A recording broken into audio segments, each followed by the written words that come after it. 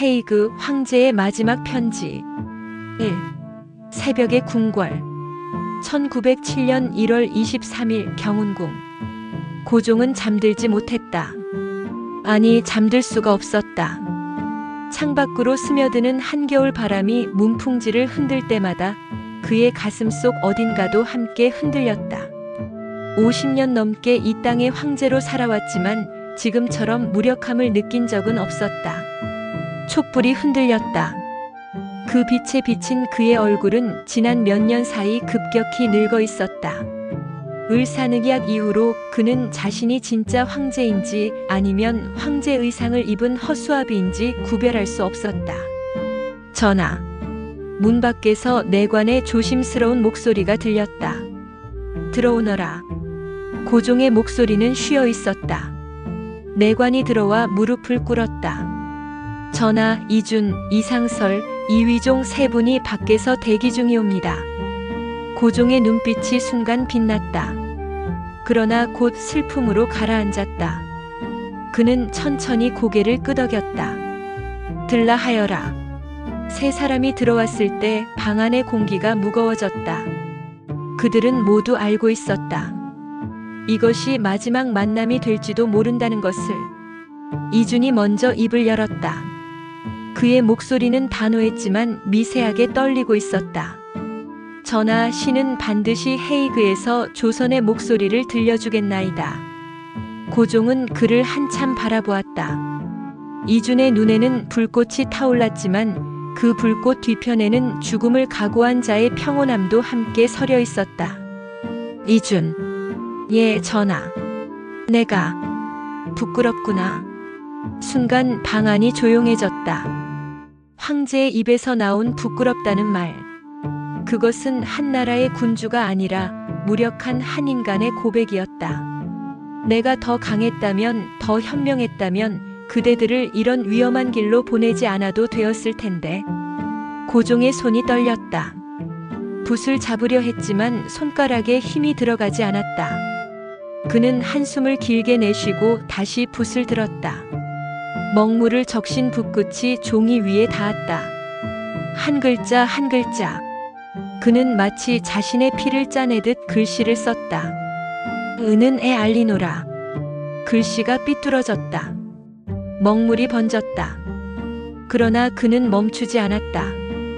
이것이 조선의 마지막 외침일지도 모른다는 것을 그는 너무나 잘 알고 있었다.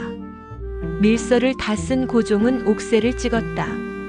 그리고 그것을 조심스럽게 접어 이준에게 건넸다. 이것이 조선의 마지막 자존심이다. 이준은 두 손으로 밀서를 받았다.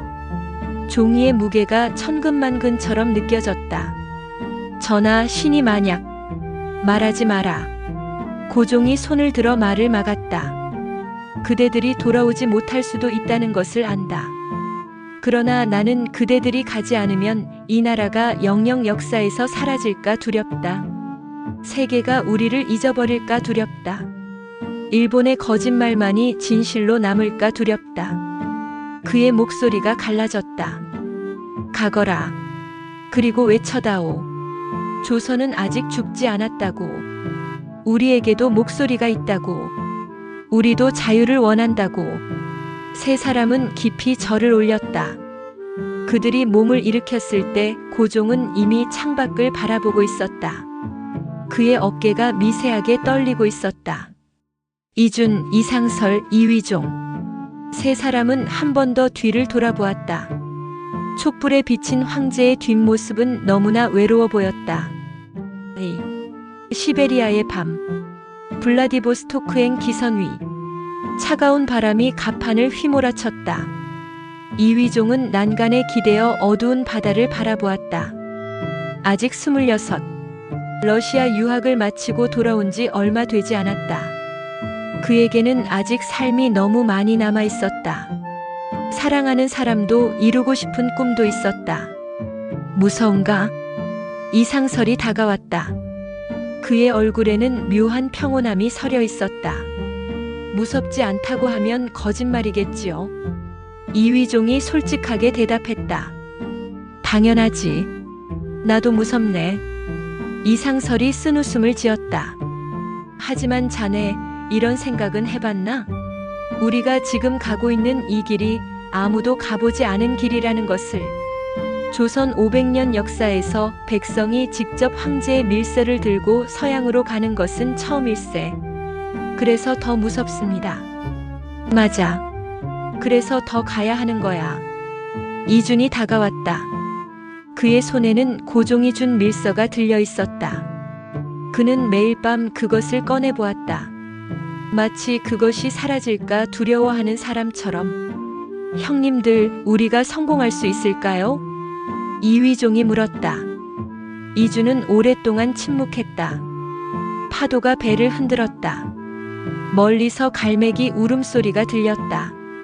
모르겠네. 이준의 대답은 예상 밖이었다. 솔직히 말하면 나도 모르겠어. 세계가 우리 말을 들어줄지 일본을 견제할지. 하지만 한 가지는 확실해. 그가 밀서를 가슴에 품었다. 우리가 가지 않으면 가능성은 영원히 제로야. 우리가 가면 적어도 0.1%는 되지 않겠나? 0.1%요? 그래. 0.1%면 충분해. 역사는 그 0.1%로 바뀌었으니까. 시베리아 횡단 열차는 끝없는 설원을 가로질렀다. 창밖으로 보이는 것은 눈, 또 눈뿐이었다. 마치 세상 전체가 하얗게 얼어붙은 것 같았다. 기차 안은 답답했다. 러시아인, 독일인, 폴란드인, 여러 나라 사람들이 섞여 있었지만 아무도 그들에게 말을 걸지 않았다. 동양에서 온 3명의 이방인. 그들은 투명 인간 같았다. 이상설이 가방에서 지도를 꺼냈다. 그는 손가락으로 경로를 짚어가며 중얼거렸다. 블라디보스토크, 모스크바, 베를린, 그리고 헤이그. 멀군요. 멀지. 하지만 더 먼 것은 그 거리가 아니야. 이상설이 지도를 접으며 말했다. 더 먼 것은 사람들의 마음이지. 서양 사람들에게 조선은 지도 위의 작은 점일 뿐이야. 그들이 우리의 아픔을 이해할까? 3. 헤이그의 문. 1907년 6월 15일. 네덜란드 헤이그. 평화회의장 앞. 각국의 깃발이 바람에 펄럭이고 있었다. 영국, 프랑스, 독일, 러시아, 미국. 세계의 강국들이 모두 모였다. 그러나 그곳에 대한제국의 깃발은 없었다. 이준은 회의장 입구를 바라보았다. 거대한 석조 건물. 그 안에서 세계의 운명이 결정되고 있었다. 그런데 조선의 목소리는 들어갈 수조차 없었다. 가봅시다. 세 사람은 입구로 다가갔다. 그러나 경비원들이 즉시 앞을 막아섰다. 스톱. 신분증을 보여주시오.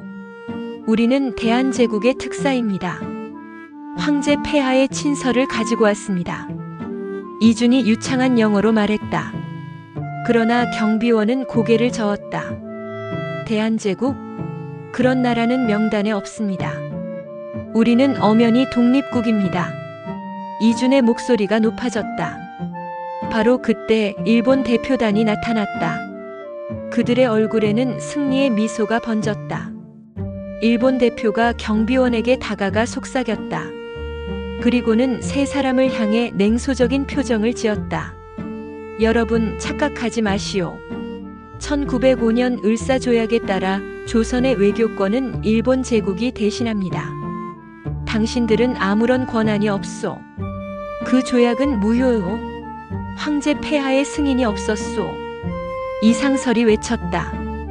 그것은 당신들의 주장일 뿐이요. 국제사회는 이미 그 조약을 인정했소. 일본 대표의 말에 경비원들이 더욱 단단히 입구를 막았다. 이준은 가슴에서 밀서를 꺼냈다. 그의 손이 떨렸다. 이것을 보시오. 대한제국 황제 폐하의 친서요. 우리는 정당한 권한을 가지고 왔소. 그러나 아무도 받으려 하지 않았다. 그 순간 이준의 눈에서 눈물이 흘러내렸다. 분노의 눈물인지 절망의 눈물인지 알 수 없었다. 어쩌면 둘 다였을 것이다. 제발, 제발 들어주시오. 우리 민족은 지금 죽어가고 있소. 우리의 자유가, 우리의 주권이, 우리의 존엄이 짓밟히고 있소. 그의 외침은 회의장 앞 광장에 울려 퍼졌다. 지나가던 사람들이 멈춰 서서 그들을 바라보았다. 동양에서 온 세 사람이 무릎까지 꿇고 호소하는 모습. 그러나 문은 열리지 않았다. 기자 앞에서 윌리엄 스테드, 영국의 유명한 기자였다. 그는 우연히 그 장면을 목격했다. 3명의 동양인이 회의장 앞에서 무릎 꿇고 울부짖는 모습. 그날 저녁 그는 밀사들이 묵고 있는 여관을 찾아갔다. 제가 당신들의 이야기를 듣고 싶습니다. 이주는 지쳐 있었다. 그러나 그의 눈에는 아직 불꽃이 남아 있었다. 들어주시겠습니까? 세계가 외면하는 조선의 이야기를. 그래서 왔습니다. 스테드가 노트를 꺼냈다. 이주는 천천히 말하기 시작했다. 을사늑약의 부당함, 고종 황제의 비준 거부, 일본의 강압, 백성들의 절규. 우리는 결코 일본의 보호를 원한 적이 없습니다. 그들은 총칼로 우리의 목을 눌러 도장을 찍게 했습니다. 그것이 정당한 조약이라고 할 수 있습니까? 스테드는 열심히 받아 적었다. 그러나 그의 표정에는 안타까움이 서려 있었다. 당신들의 말이 옳습니다. 그러나 솔직히 말하면 세계는 정의보다 힘의 논리로 움직입니다. 알고 있습니다. 이준이 쓴웃음을 지었다. 하지만 그래서 더욱 외쳐야 합니다. 힘없는 자의 외침이 언젠가는 역사가 될 것이니까요. 이준의 마지막 밤, 6월 14일 밤. 여관방은 어두웠다. 이준은 침대에 누워 천장을 바라보았다. 몸이 너무 아팠다. 심장이 불규칙하게 뛰었다. 숨쉬기가 힘들었다. 이제 끝인가. 그는 알고 있었다. 자신의 몸이 한계에 다다랐다는 것을. 블라디보스토크에서부터 이어진 긴 여정. 추위와 굶주림, 절망과 분노. 그 모든 것이 그의 심장을 갉아먹었다. 책상 위에는 고종의 밀서가 놓여 있었다. 그는 힘겹게 몸을 일으켜 그것을 집어들었다. 촛불에 비춰 읽었다. 한 글자 한 글자. 황제의 떨리는 붓글씨. 조선은 아직 죽지 않았다. 이주는 밀서에 입 맞췄다. 그리고 가슴에 꼭 안았다.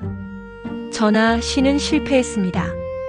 세계의 문은 열리지 않았습니다. 그러나 신은 외쳤습니다. 목이 터져라 외쳤습니다. 그의 눈에서 눈물이 흘러내렸다. 부디 이 죽음이 헛되지 않기를. 다음 날 아침 이상설이 방문을 두드렸다. 이준 형님 아침 식사를. 대답이 없었다. 불길한 예감에 문을 열었다. 이준은 침대에 누워 있었다. 그의 손에는 여전히 밀서가 쥐어져 있었다. 그러나 그는 더 이상 숨을 쉬지 않았다. 형님. 이상설이 달려가 그를 흔들었다. 그러나 이준은 차가웠다. 이위종이 뛰어들어왔다. 두 사람은 말없이 이준을 바라보았다. 우리가 그를 죽인 겁니까? 이위종의 목소리가 떨렸다. 아니야. 이상설이 눈물을 닦았다. 그는 조선을 위해 살았고 조선을 위해 죽었네. 그것은 그의 선택이었어. 6. 황제의 퇴위. 7월. 한양. 고종은 일본 통감의 방문을 받았다. 폐하 헤이그 밀사 파견은 중대한 조약 위반입니다. 이토 히로부미의 목소리는 차갑고 단호했다. 조약 위반? 내가 인정하지도 않은 조약을 내가 어떻게 위반할 수 있단 말인가? 그런 말씀은 소용없습니다. 국제사회는 이미 그 조약을 인정했습니다. 국제사회라. 결국 너희 일본과 그 친구들을 말하는 것이겠지. 고종의 목소리에는 깊은 체념이 섞여 있었다. 폐하께서는 퇴위하셔야 합니다. 만약 내가 거부한다면? 그렇다면. 이토는 잠시 침묵했다. 그러나 그 침묵이 위협보다 더 무서웠다. 그날 밤 고종은 홀로 옥새를 바라보았다. 그의 아버지, 할아버지, 그 이전의 왕들이 모두 이 옥새를 지켰다. 500년의 무게. 그는 천천히 옥새를 들어 올렸다. 그리고 조심스럽게 내려놓았다. 이준아. 그가 중얼거렸다. 내가 헤이그에서 죽었다는 소식을 들었다. 내 욕심 때문에, 내 무능 때문에 너를 죽게 했구나. 눈물이 떨어졌다. 옥새 위에 용서해다오. 이 무능한 황제를. 에필로그. 100년이 넘는 시간이 흘렀다. 헤이그의 그 회의장은 아직도 서 있다. 그러나 대한제국은 사라졌다가 다시 태어났다. 이준, 이상설, 이휘종. 세 사람의 이름은 이제 교과서에 실려 있다. 그들의 희생은 헛되지 않았다. 비록 그 순간에는 실패했지만 그들의 외침은 역사가 되었다. 고종이 마지막으로 남긴 밀서는 지금도 보관되어 있다. 떨리는 붓글씨로 쓰인 그 글자들. 조선은 아직 죽지 않았다. 그래, 죽지 않았다. 그들이 목숨 걸고 외쳤기에 역사는 승자의 기록이 아니다. 포기하지 않은 자들의 기록이다.